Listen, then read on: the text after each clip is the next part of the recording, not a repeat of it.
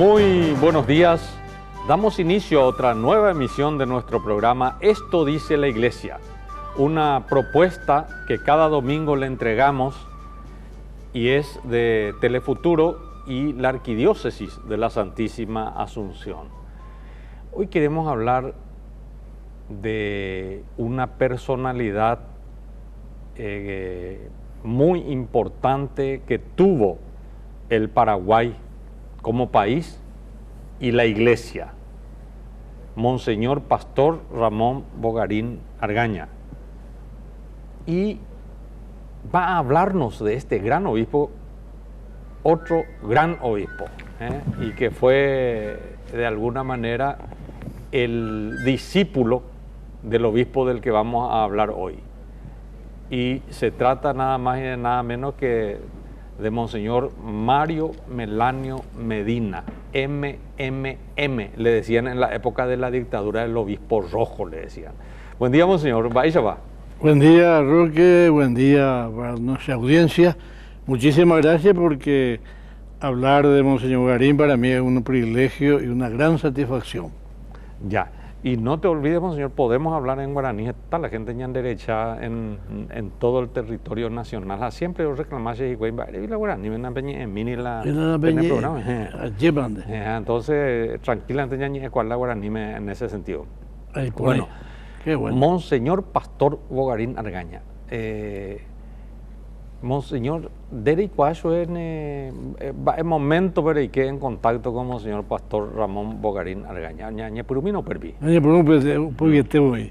Hay cuando supe en la Juventud Obrera Cristiana, JOP, que él fundó en Paraguay, hace Pepe la y cuando supe a Pepe la vocación sacerdotal a orientar. Porque yo de chico quería ser, pero no pude porque por la pobreza y todo. Y después vino él y creó un seminario para adultos. Lo conocí en la JOP y después me fui al seminario.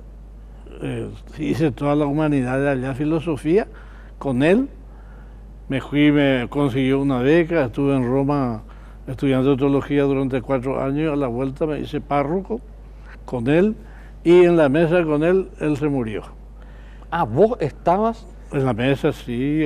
Un 3 de septiembre, por eso estamos haciendo este programa hoy, 4 de septiembre, porque un 3 de septiembre. De 1976. 1976.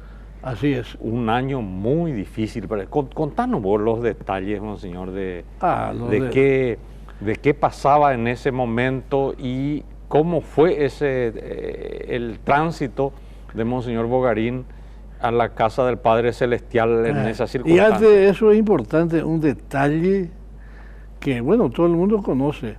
Él, como escribió Dos Santos este libro sobre él, el obispo confinado, él fue confinado a Misiones por el gobierno, en connivencia con sobre todo con el nuncio de la época, no me acuerdo quién era.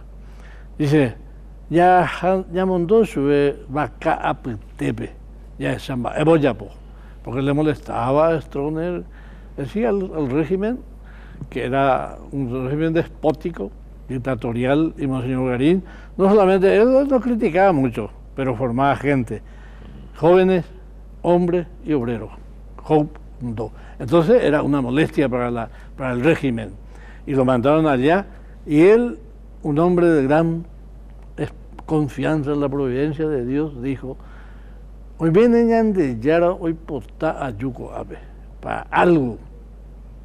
Comenzó de cero, no tenía ni cama ni mesa.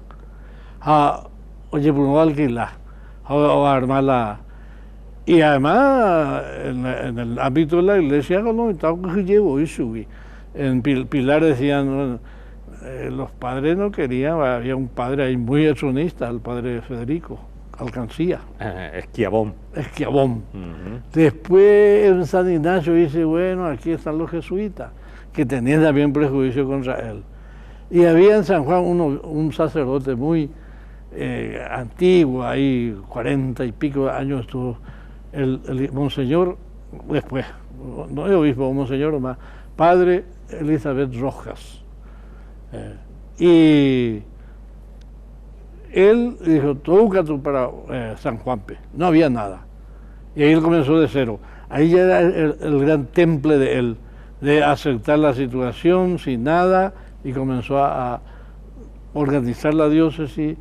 Vivió en casa de alquiler. Él murió cuando nosotros estábamos haciendo la casa propia sin haberla terminado. Él murió. De modo que no murió en su casa propia, murió en alquileres, en casa que se le daba. Un gran obispo. Yo quiero resaltar, antes que nada, esto que en este libro, y ahora ya hemos lanzado, bueno, ayer, 3 de septiembre, en San Juan, la misa de las 10 de la mañana, y aquí en Paraguay, aquí fue en una casa se llama, aquí tengo la casa se llama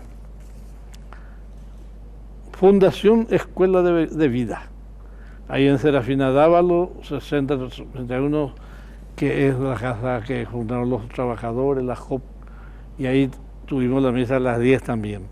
Y se lanzó un último libro grande, un poco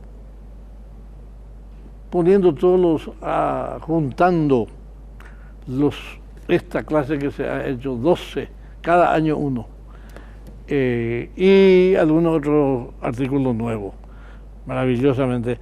Yo creo que eso ya habla de por sí la grandeza de este señor, quien tiene 3 grandes libros sobre él y 12 libros sobre esta clase sobre él. Es decir, testimonios sobre los que sobre él, de quienes lo han conocido. Ahora, monseñor, el contexto, 1976. ¿Ustedes estaban almorzando? No, cenando. Era un viernes. Era un viernes. Y los viernes cenamos frugalmente. Y estábamos cenando e incluso estábamos diciendo, bueno, como 3 de septiembre ya pronto va a entrar la primavera, vamos a cambiar la hora de cena. Porque si no podíamos en el almuerzo encontrarnos los sacerdotes, nos encontrábamos en la cena. Y era padre Espínola, y padre Eustaquio Benítez y yo. Los 3 estábamos con él esa noche. Y de repente él se inclina y dice, esto es grave. Ahí ya se fue, al instante murió. Le hicimos la Santa Unción y todo eso, pero yo no quería creer. Apenas se murió y vino una gran tormenta, una gran lluvia que tuvimos. En esa época avisar por teléfono era teléfono antiguo. Y comenzamos a avisar. De tal manera que un padre jesuita de San Ignacio creyó que era el monseñor Jiménez, que era el vicario general. Pensaron, pues ya se dijo, monseñor Ramón Bogaregaña murió de un infarto masivo, y fue un gran acontecimiento, sí, doloroso para la gente, pero yo quiero decir, ahora ya aprovechando que fue un momento para él de gran, vamos a decir, satisfacción, de gran felicidad. ¿Por qué? Porque se cumplió la tercera predicción que le hizo el padre don Oriones. Don Luis Oriones le dijo 3 predicciones. Primero, que iba a ser obispo. Segundo, que iba a tener mucha dificultad de persecución. Y tercero, que iba a morir de una muerte violenta. Y eso se cumplió. Y bueno, por ese lado yo dije, él no nos había contado eso. Pero no quería creer porque tan de repente la gente se agolpó enseguida en la casa. Y los del régimen se alegraron, por supuesto. De tal manera que en su entierro se prohibió que ningún funcionario público dijera el famoso, ¿cómo se llama?, discurso fúnebre. Nada. Sin embargo, una maestra del campo, 2 maestras, se animaron y hablaron. Aparte de otra gente, claro, hubo poco discurso. Bueno, Su muerte es en un momento muy importante porque el 1 de agosto había entrado una de las promesas del padre Orión, era eso: mi familia religiosa va a entrar a Paraguay mediante usted. Y entraron un mes y pico después, 1 de agosto, el 3 él murió de septiembre. Y estaba contento. Estaba el corazón de Roque, porque se había proclamado la pastoral general, un programa de pastoral en la diócesis, y estaba presente el corazón de Roque, y esa noche había hecho la misa, delante de eso ya tarde, nosotros ya estábamos durmiendo los sacerdotes, y él tuvo una especie de, y vamos a decir de visión o manifestación del Espíritu. Él pensó que su misa era corta como siempre, sin embargo, desde las 12 hasta las 2 más o menos, se dio cuenta, porque estaba gozando de una visión extraordinaria. Él no quiso contar por humildad, pero le contó al padre Sarki, que era el secretario de la curia, y él nos contó. Y por otra parte, se había proclamado el plan de pastoral de la diócesis, habían entrado los padres. Él estaba cumpliendo, pero tenía un dolor grande, por otra parte, y era la persecución de los campesinos de la Liga Agraria, y era la detención que tuvieron los obispos en Ecuador, acusados de comunistas. Pero eso no era tan grave para ellos, acusados de que estaban conspirando contra el Papa Pablo VI y contra el concilio. Y eran justamente los obispos más adelantados de América Latina, estaban reunidos ahí. Había argentinos, chilenos, brasileños, por supuesto,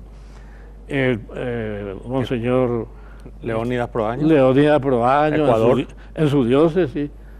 Y así, fue una calumnia extraordinaria que me acuerdo ABC, en esa época apareció en primera plana, obispos comunistas detenidos en Riobamba, Ecuador. Él le encargaron a él y a Monseñor Magrat, un gran obispo de Panamá, para ir junto al Papa a explicar la situación, porque la acusación era un poco de la Iglesia, de gente conservadora que nunca falta y hasta ahora, así como lo están acusando al Papa Francisco, la gente conservadora, ultraconservadora, y entre las cuales hay también obispos y hasta cardenales. Bueno, de todas maneras, eso fue algo realmente extraordinario. Vamos a ver una pausa, Monseñor. Y usted detalle impresionante. Pausa y enseguida retornamos.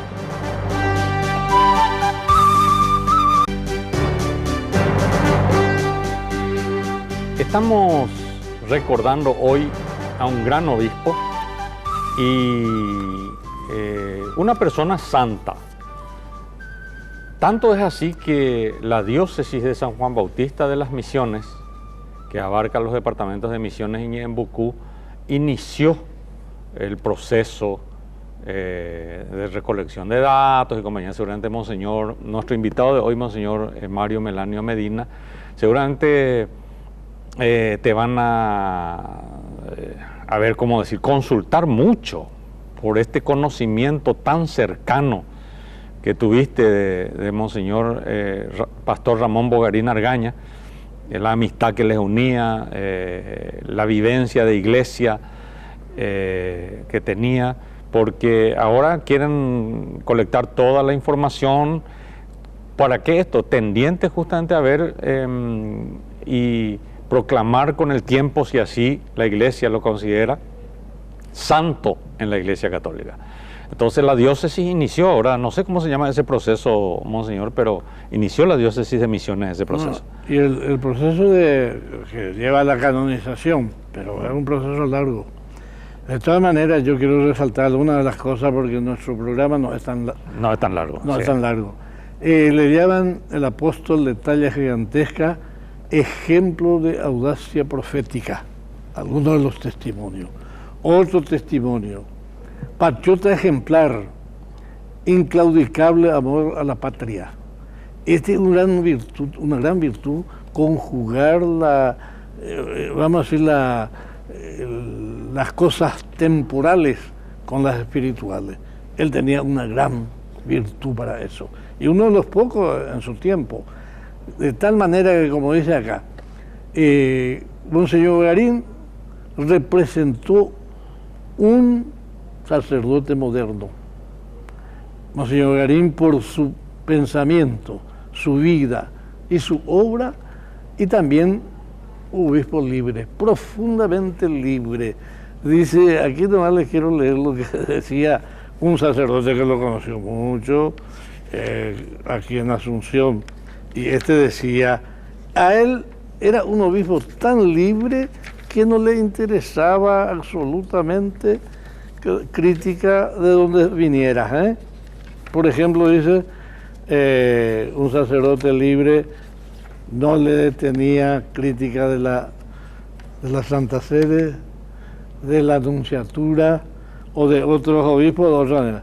Él sabía su sendero, su rumbo y lo seguía con valentía, sin miedo. Nadie le pudo acusar de nada porque era un sacerdote, o sea, un obispo de sacerdocio ya, un obispo realmente extraordinario. Dice acá, no se dejó atar ni por grupos, ni por estamento, ni por nunciatura, ni por congregaciones romanas.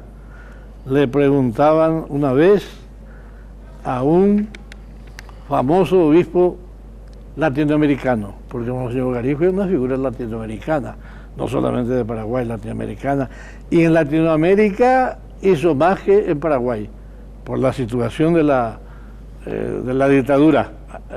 Tenía mucho más presencia y trabajo con los laicos, con la educación y con los jóvenes a nivel latinoamericano.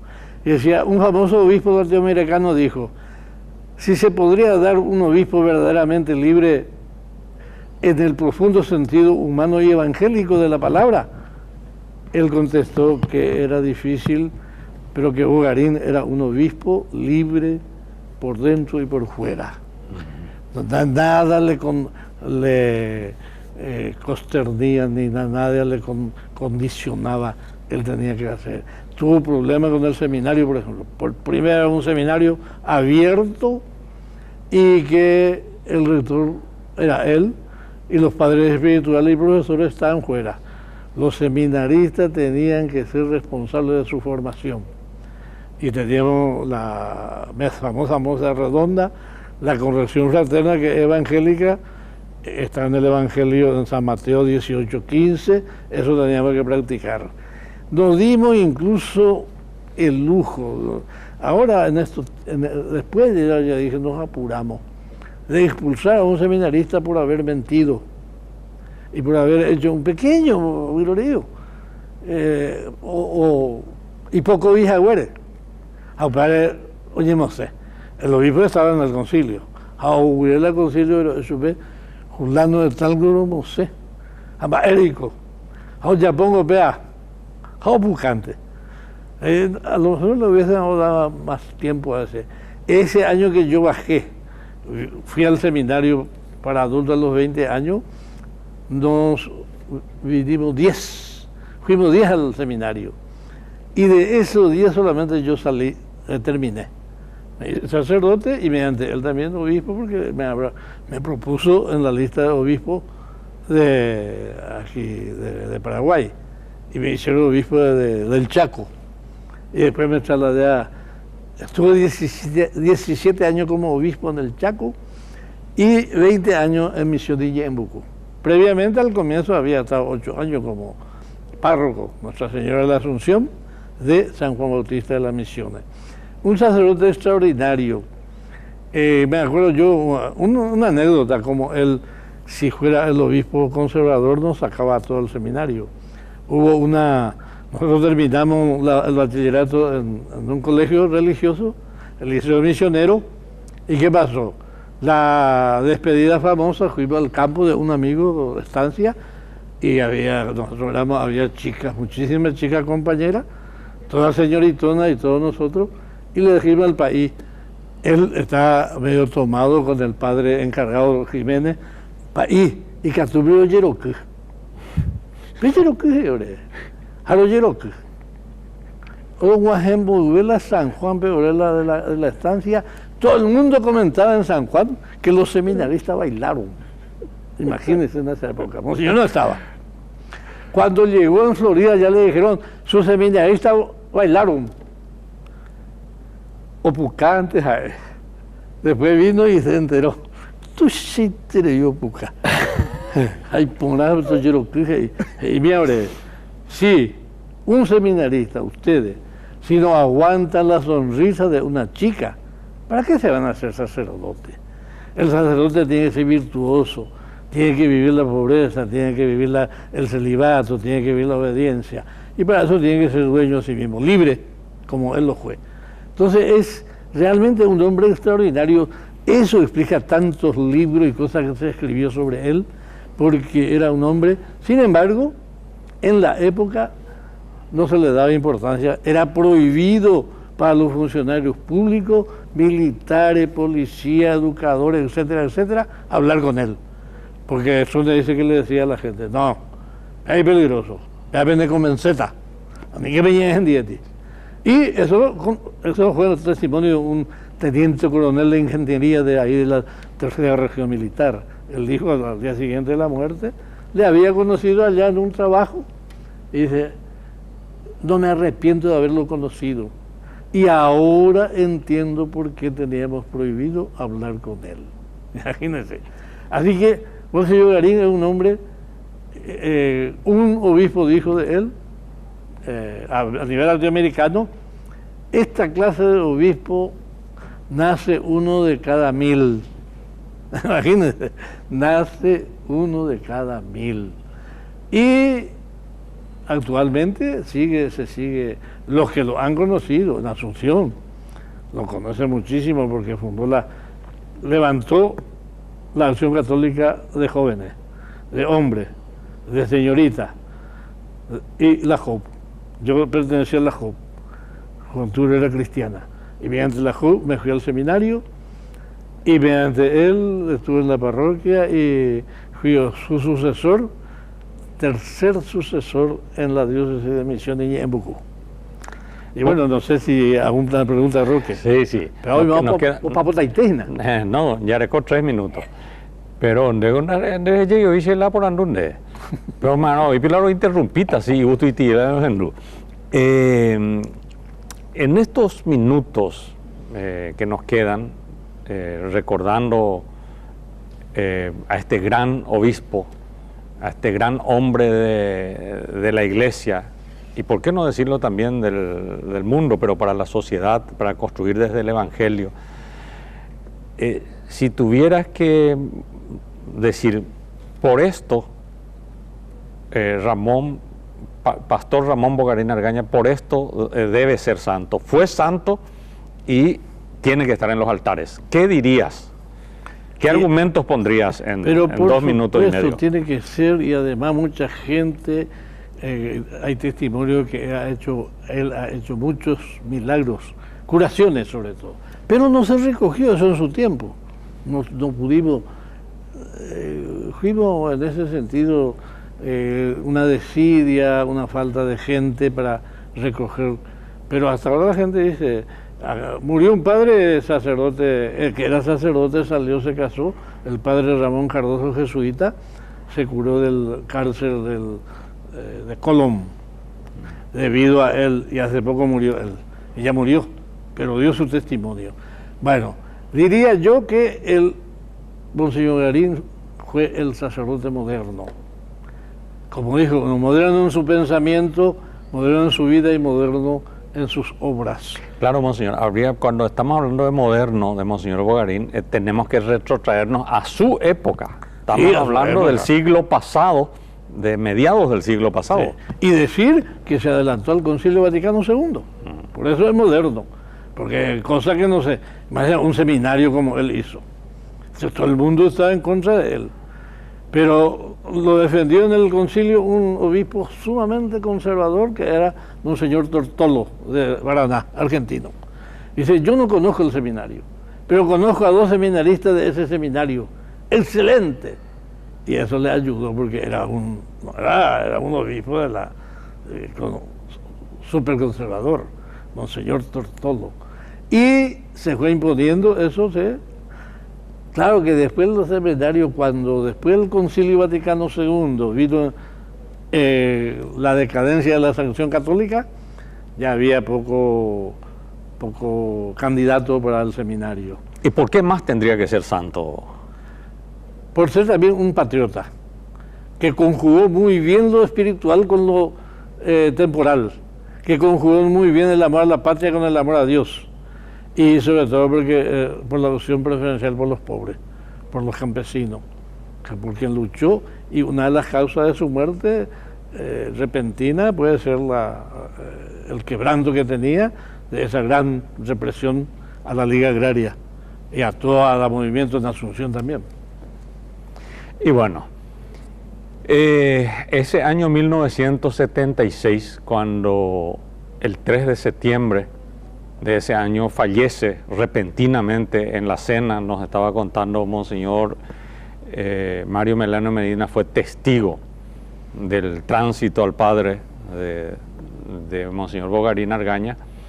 Fue un año muy difícil para el país, para la iglesia, tanto es así que los obispos del Paraguay emitieron una carta pastoral ese año que se denominaba Entre las persecuciones del mundo y los consuelos de Dios, por la gran represión de la dictadura a las ligas agrarias cristianas, cuyo promotor era justamente Monseñor Bogarín Argaña, y el dolor le reventó el corazón, dicen algunos, ¿verdad? Así es. Que es lo que ocurrió en una noche del 3 de septiembre de 1976. Hemos escuchado el testimonio de alguien que estuvo muy cerca de él, Monseñor Mario Melanio Medina. Muchísimas gracias, Monseñor. A la teleaudiencia también muchísimas gracias. Que tengan ustedes un muy buen domingo. Gracias.